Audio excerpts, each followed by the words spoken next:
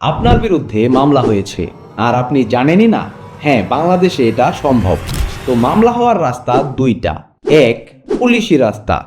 তো চুরি, খুন বা মারামারির মতো কোনো ঘটনা ঘটলে আমাদের ফৌজদারি কার্যবিধির 154 ধারা অনুযায়ী এফআইআর হয় এবং 190 ধারায় ম্যাজিস্ট্রেট অপরাধ আমলে নিলে আপনাকে নোটিশ দেওয়ার প্রয়োজন নেই। দুই, আদালতের রাস্তা।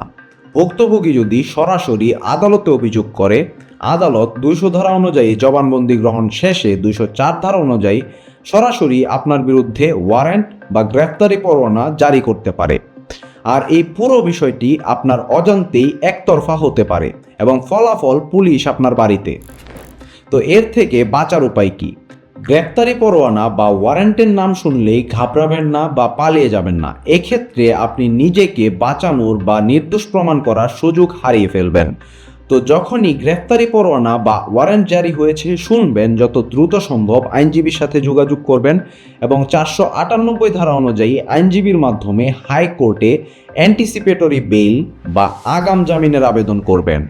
মামলার কপি সংগ্রহ করবেন এবং 561 ধারা অনুযায়ী একতরফা আদেশ বা পুরো মামলাটি চ্যালেঞ্জ করতে পারবেন আইনজীবীর সহায়তায়। আইনজীবীর মাধ্যমে যত দ্রুত পদক্ষেপ নেবেন, হঠাৎ বিপদ তত সহজে মোকাবেলা করতে পারবেন।